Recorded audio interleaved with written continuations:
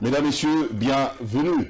Vous avez suivi, on a suivi ensemble l'émission très intéressante avec nos invités, Dr Aké Dieudonné et Dr King Fortuné. Ils ont d'ailleurs passé comme ça 2 jours de conférence. Voilà, j'espère que ça va revenir encore parce qu'il y a beaucoup de gens qui ont demandé. Apparemment, on n'a pas très bien suivi le jour même de la conférence. Bon, il n'y a pas de problème. Ils sont revenus parce qu'il y a des réactions et on a besoin aussi d'avoir des éclaircissements autour justement de ces juifs, du peuple juif qui est noir et non blanc.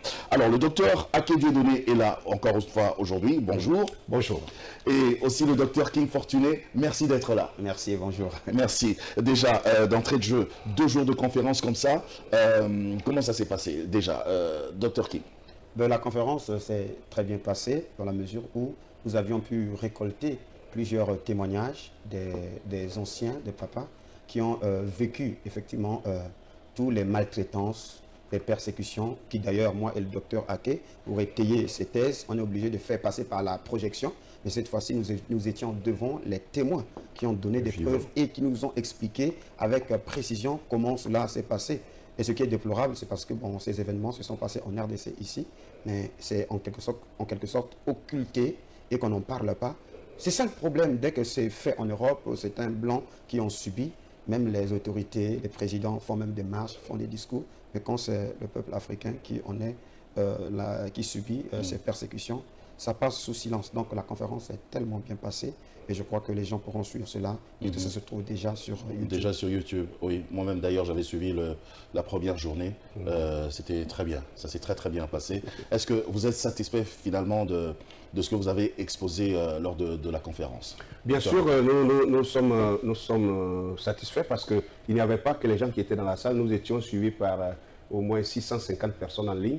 50 personnes en ligne de tous les pays, des Antilles, de Guadeloupe, de Haïti, de France, des États-Unis, même de la Russie, de l'Afghanistan. Afghanistan, oui. Chine, des gens connectés un peu partout qui ont suivi en direct. Donc, nous pouvons dire que nous sortons de là très satisfaits parce que le message est passé. Le message est passé dans le sens où on a vu des témoins vivants, puisque j'ai parlé un peu des martyrs, des massacres, n'est-ce pas, du temps du roi Léopold II, ici au Congo, qui faisait couper les mains des gens et qui toutes sortes de maltraitances, des tueries. Et même l'histoire retient que ce monsieur a fait tuer plus de 10 millions de Congolais. Et si l'histoire des Blancs même reconnaît 10 millions de Congolais tués par cet homme-là, moi je dis que quand le Blanc reconnaît 10 millions, il faut multiplier minimum par 2. Par deux. Donc il y avait des témoins vivants, des rescapés de ces souffrances-là congolais.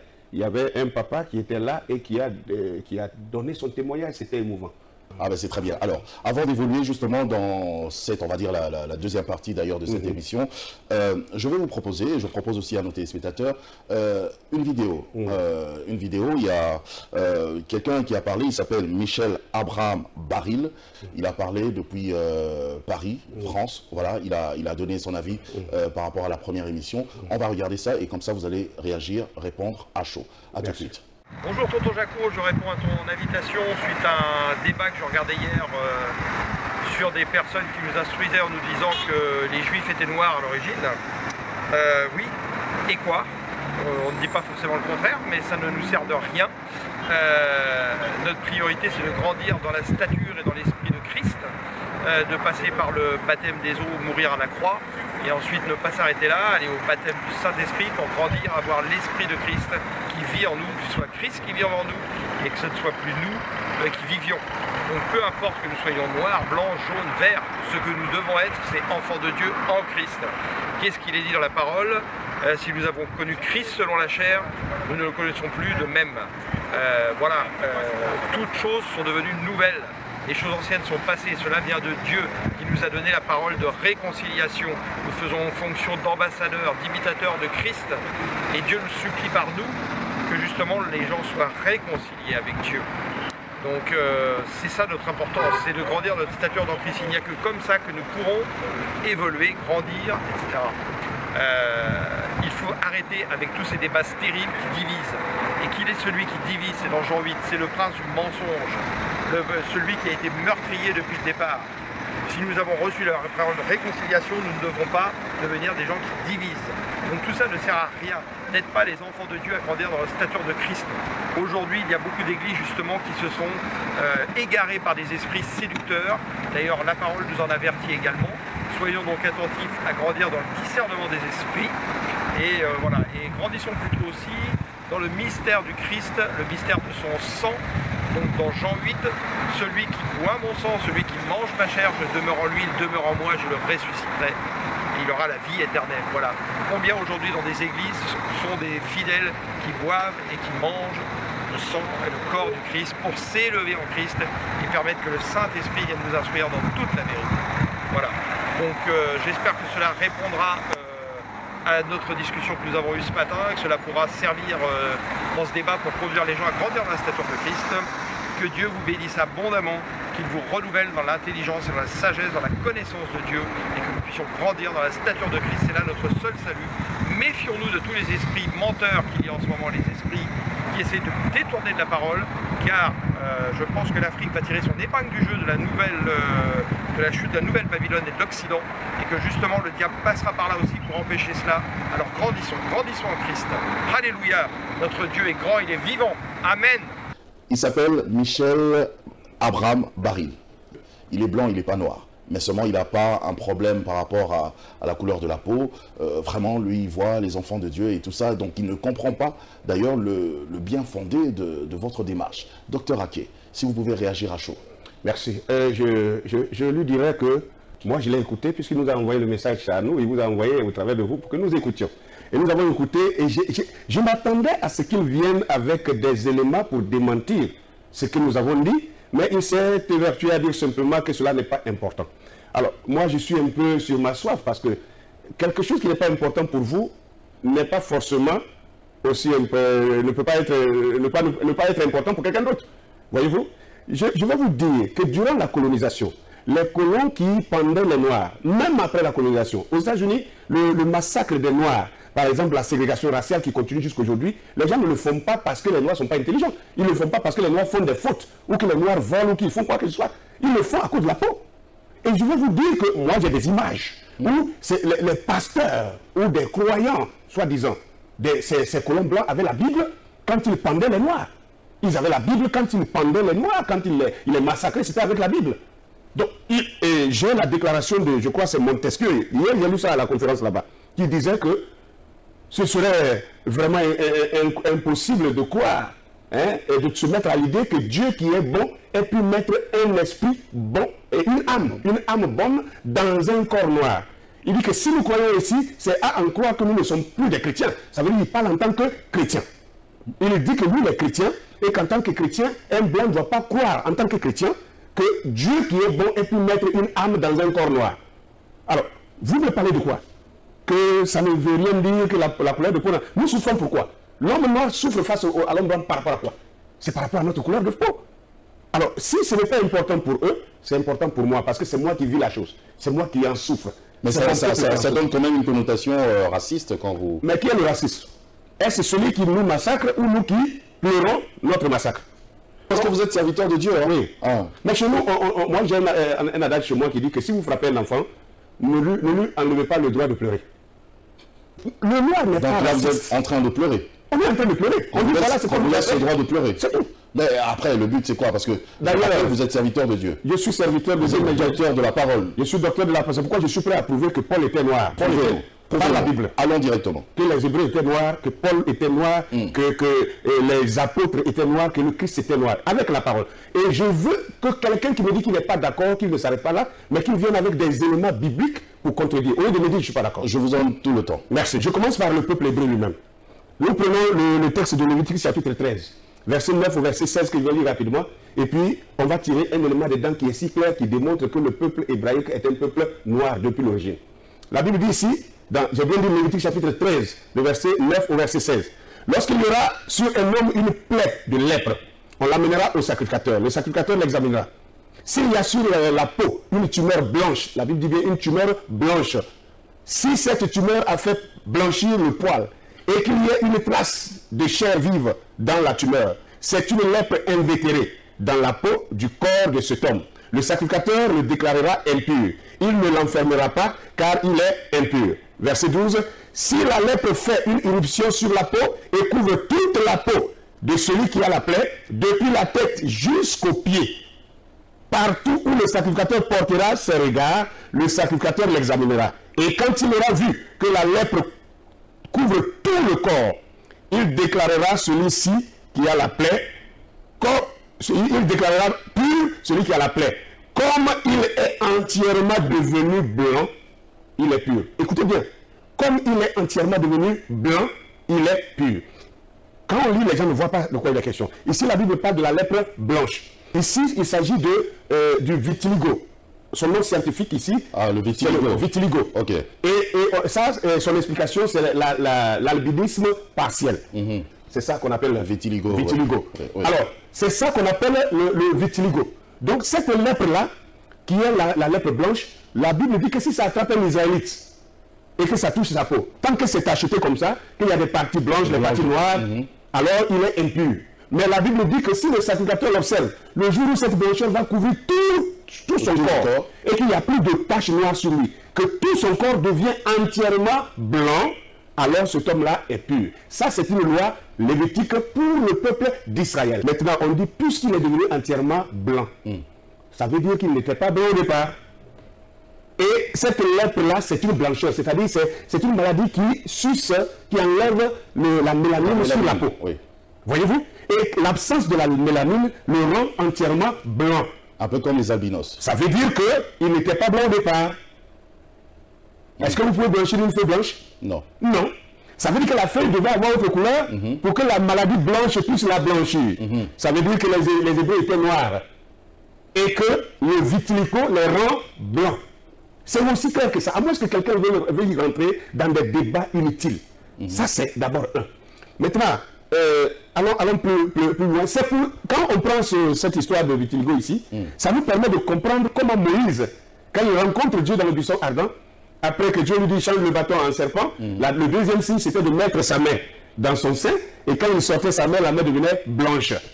Bon, mon frère, tonton Jaco, quelqu'un qui est blanc et puis on dit que sa main va devenir blanche. Est-ce que ça c'est logique? Non. Non.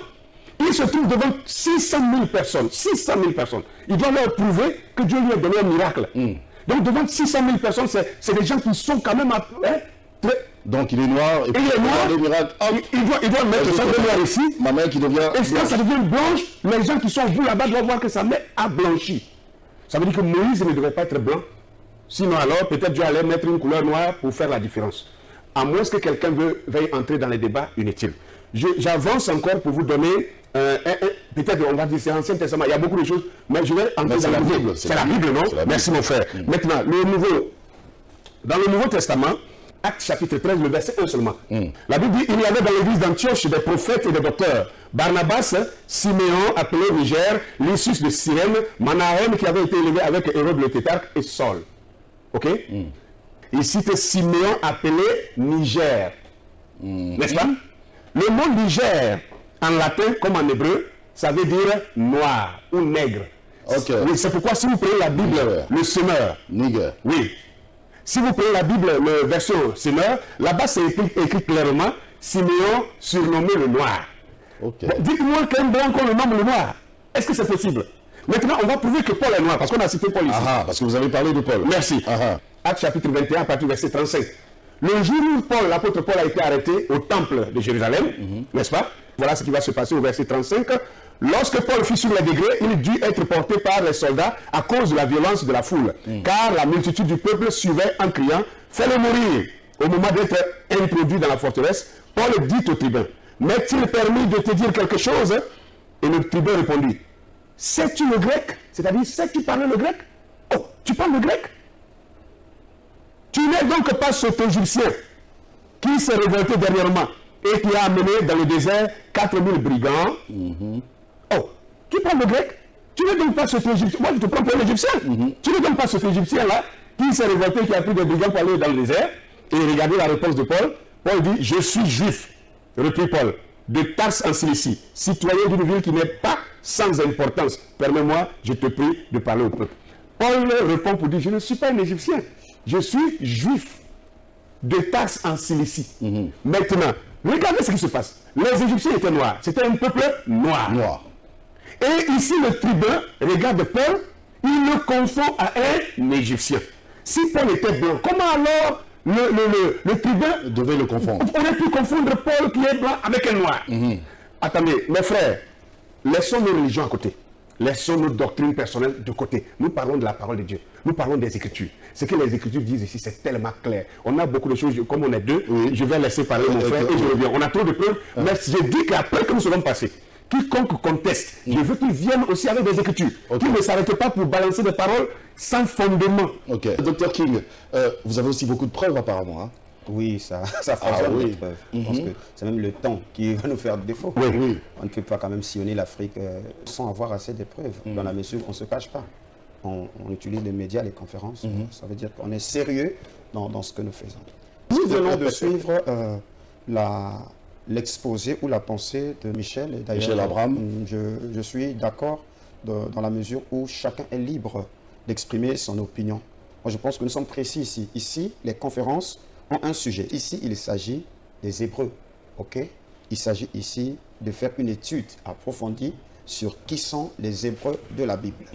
Et on ne peut pas parler d'Israël et surtout la problématique du scellement de 144 000 Israélites si nous ne connaissons pas qui sont réellement ces Israélites-là. Vous voyez? Et donc, depuis l'enfance, nous avions pensé que les Israélites sont blancs parce qu'on nous a montré effectivement l'Israël, la nation qui a été créée en 1948 et que tout un chacun de nous a une conscience que Israël est blanc. Et lorsque tout le monde voyait qu'Israël est blanc, personne n'a dit que c'était le racisme. Juste une parenthèse. Si même Jésus-Christ était noir, or Jésus-Christ a aussi une généalogie. Donc toute cette généalogie de Jésus est composée des noirs.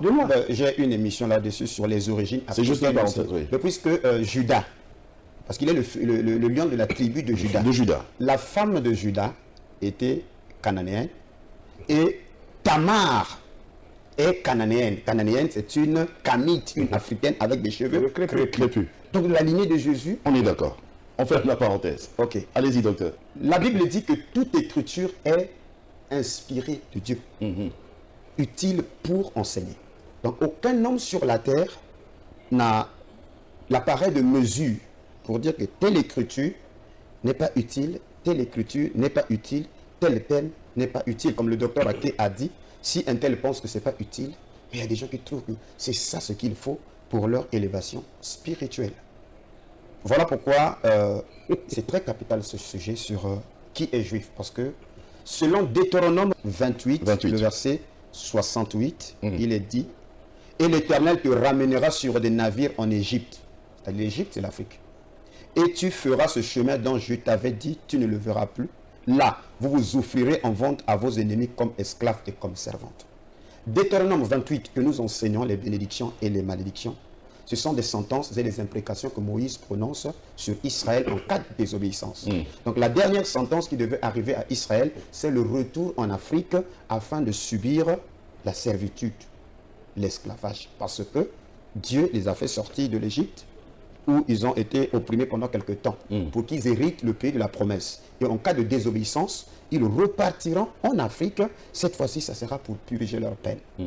Maintenant, voilà pourquoi, dans le Lévitique 26, il dit qu'il va les déraciner de leur terre et les disperser. Alors, lorsqu'ils sont devenus tout un royaume, au temps de David et de Salomon, après la mort de Salomon, il y a eu schisme.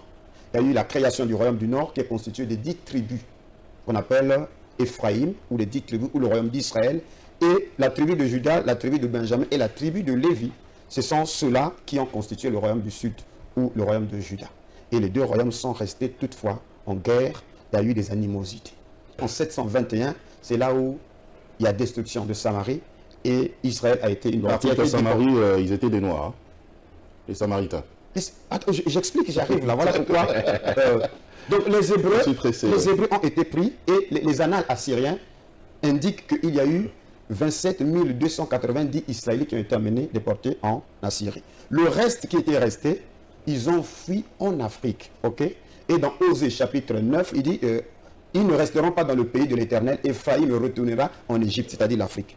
Au verset 6, Osée chapitre 9, il dit voici, ils partent à cause de la dévastation. L'Égypte ou l'Afrique les recueillera, Monf leur donnera, ou Memphis leur donnera des sépulcres. Donc, vous voyez qu'après les invasions assyriennes, la masse, les 10 tribus, ils ont fui en Afrique parce qu'ils ont un lien profond avec l'Afrique, puisque Ephraïm et Manassé, ce sont des Juifs d'origine aussi égyptienne, puisque les fils de Joseph avaient pour mère une égyptienne. Okay? Donc nous comprenons par là qu'une grande partie du royaume du Nord, les 10 tribus, se retrouvent en Afrique. Les Samaritains sont venus comment?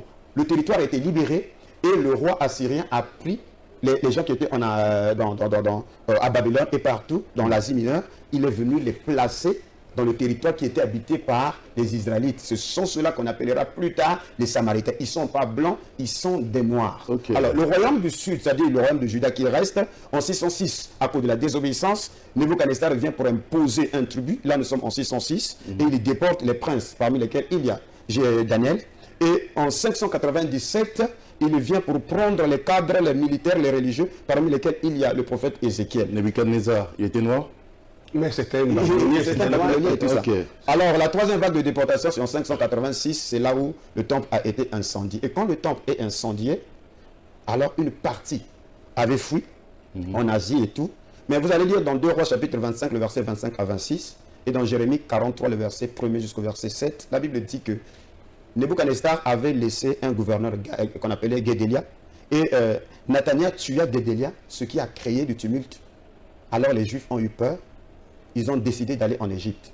Ils ont dit à Jérémie de prier pour eux afin que Dieu leur parle. Et Jérémie, après 10 jours, leur donne des instructions de rester dans le pays de Juda.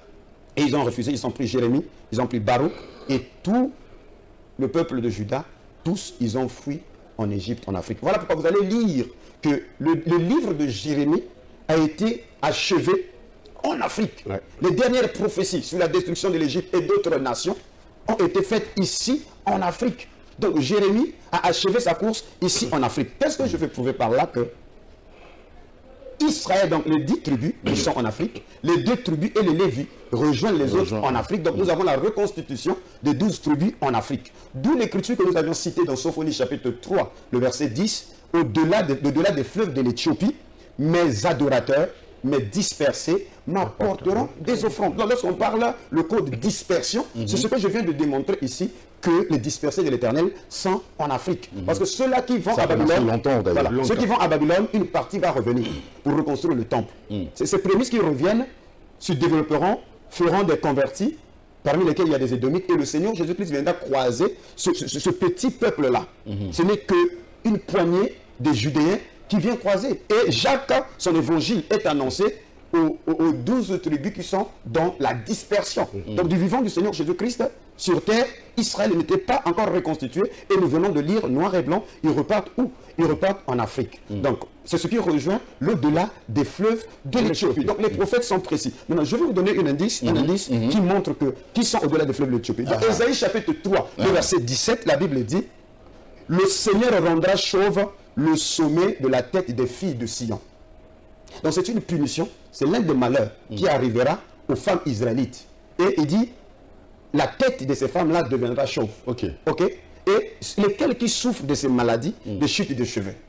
Moi, je pense que tout un chacun de nous, nous sommes ici à Kinshasa. Chacun peut relire Ésaïe 3, le verset 17. C'est l'un des malheurs qui amène nos femmes aujourd'hui à porter il y a la malédiction, les cheveux qui tombent, et ils sont obligés de faire recours à des mèches brésiliennes et tout ça. Donc c'est un malheur, c'est même un signe distinctif. Ce sont des châtiments qui atteindront les femmes israélites. Pierre, lorsqu'il veut montrer que la beauté ne consiste pas dans des cheveux tressés, là aussi, tonton Jacob, est-ce que cette tradition-là se retrouve en Europe? Lesquelles, pour se rendre belles, sont obligées de passer du temps... C'est la femme africaine. Voyez-vous, qui tresse les cheveux depuis toujours. Depuis toujours, depuis la nuit des temps, depuis l'Égypte et tout ça. Donc, c'est clair, d'où on dit les dispersés de l'Éternel sont au-delà des fleuves de l'Éthiopie. Mais lorsqu'on fait, on visite l'au-delà des fleuves de l'Éthiopie, on ne va pas de blancs là-bas. Il n'y a que des noirs. Il y a des Bantous qui y sont. Alors, oui, mais en Afrique, il n'y a pas que les Bantous, vous savez, non? Il y a les Bantous, il y a les Nilotiques. Non, mais il n'y a pas de blanc. Il y a les Maghrébins. Il n'y a pas de... Non. On dit au-delà des fleuves de l'Éthiopie. Bon, l'Afrique, moi je prends l'Afrique. Non, la Bible dit au-delà des fleuves de l'Éthiopie. Donc c'est pas que les Bantous, non? Mais au-delà des fleuves de l'Éthiopie, il n'y a que des Bantous. Ok, mais quand on va à l'est, par exemple, de... Oui, mais c'est là où nous sommes en train de vous dire que tous les Noirs africains ne sont pas des Hébreux. Ce n'est pas tous les Noirs africains qui sont Hébreux. Les Hébreux, ce sont les Bantous. Les Hébreux, bon, je ne sais pas comment vous définissez le Bantou, sinon que nous parlons en termes de Kamites et de Sémites. Et ce sont les Sémites, vous voyez, non? Donc c'est de ça que nous parlons. Mais il n'y a pas de blanc. Ici, le débat, les gens veulent qu'on ne dise pas que les Hébreux sont noirs. Donc on a qu'à laisser... Qu'est-ce qui vous dérange vraiment après ce n'est pas moi qui suis dérangé. Qui sont bien d'ailleurs. Qu'est-ce qui dérange? Ce n'est pas moi qui suis dérangé. C'est ceux qui contestent qui sont dérangés. Parce que moi, je ne fais que... Vous avez posé une question, j'attendais qu'il réponde, il a parlé, il a oublié ça. Il avait dit, mais quel bien ça... En fait, ça apporte quoi? Quel avantage? Voilà, je le sais, oui, et après? Merci. C'est là où je vous dirai ceci. Je suis né dans une famille royale, par exemple. Un exemple, je suis né dans une famille royale. Donc mon père est roi. J'ai du sang royal qui coule en moi. Et un matin, je sors et je me perds du chemin et je suis perdu. Je me retrouve quelque part dans la brousse et quelqu'un d'autre, un pauvre monsieur, me ramasse en brousse, il ne sait pas d'où je viens, et il m'amène chez lui, il me lève dans son campement de pauvres, de misère. Et je grandis là. Et finalement, il m'inculque sa culture, sa langue et son caractère. Et comme ce monsieur, il est pauvre, il est misérable, il est de la basse classe, c'est tout ce qu'il peut m'enseigner. Je grandis avec ça. Donc, je marche sans assurance, parce que pour moi, c'est celui-là qui est mon père. Et un matin, je rencontre un autre monsieur qui me dit, maintenant, toi, tu ressembles à quelqu'un. Attendez, après vérification, il me dit, non, mais toi, ce monsieur qui t'a élevé, il n'a que ton tuteur, ton véritable père, il est roi.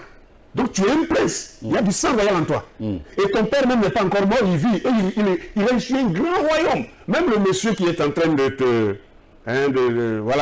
t'éduquer ici, là, il est sous le commandement de ton père. Dites-moi, tonton Jaco, que ça ne vous fera rien. Oui, ça va. Alors, pourquoi est-ce que les gens me disent que savoir que je suis juif, ça n'ajoute rien Attendez, en fait, les gens font exprès. Parce que Jésus dit, le Seigneur Jésus dit, vous les Samaritains, vous adorez ce que vous ne connaissez pas. Mais nous, les Juifs, nous adorons ce que nous connaissons, car le salut vient des Juifs. À partir du moment même où le salut vient des Juifs, alors un peuple qui voudrait se substituer aux Juifs a pour ambition de se présenter comme ce peuple-là de qui émane ce salut-là. Parce que les Hébreux, à partir du moment où le salut vient d'eux, il y a une certaine supériorité. Parce que Dieu les a appelés le peuple élu, s'il vous plaît. D'accord. Un peuple élu. En dehors même des écritures bibliques qu'on a encore beaucoup à citer, permettez-moi de vous montrer des écrivains depuis longtemps qui ont écrit. Et dans leurs écrits, ils ont tous dit que les Hébreux sont noirs. N'est-ce pas? Je tiens d'abord ici ce livre-là qui est physiquement devant moi, que je montre à l'écran. Ici, c'est écrit des Jews, un nègre. Ça veut dire le juif est nègre. Le juif est noir. Déjà, le thème même vous dit ce que vous pouvez trouver à l'intérieur. Et là, dans ce livre-là, à la page 7, je vais vous lire ça rapidement. Il dit, c'est en anglais, mais je peux traduire. Il dit, the original Jews were therefore short, dark people of the long-headed type. The original Jew and Negro were then descended from the same father. Ça veut dire que les Juifs d'origine étaient cependant de taille courte, sombre, c'est-à-dire noir, un peuple du type longue tête, et il dit les Juifs d'origine et noirs étaient descendants d'un même père. Et ça, c'est un blanc qui a écrit ça, c'est même pas un noir pour qu'on soit en train de douter. C'est un blanc et il a écrit ça, c'est quelqu'un de 1872 à 1956. D'accord. Et il y a beaucoup de personnes comme ça, telles que des tributes des négros. Lui aussi, c'est Wilson Amstead. Il dit la même chose que les descendants des Juifs originaires de Judée étaient installés sur les côtes ouest africaines et ils sont noirs. Il y a beaucoup de titres ici. Très intéressant, malheureusement. Alors, Dr King, je vous donne 2 minutes et comme ça, le Dr Aké va conclure en 1 minute. Si les gens pensent que c'est pas utile, moi je pense que c'est très utile. Je crois que oui, par rapport à ce que le Dr Aké a dit, c'est quand même important quand finalement vous savez que votre papa, c'est lui le roi. Non.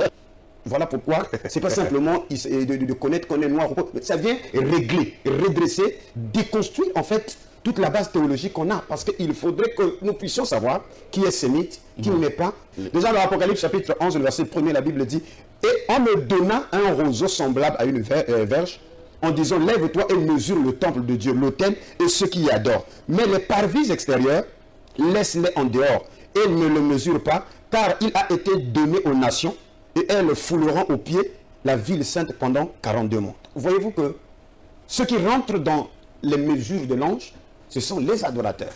Et ces adorateurs, la Bible dit, ils sont où?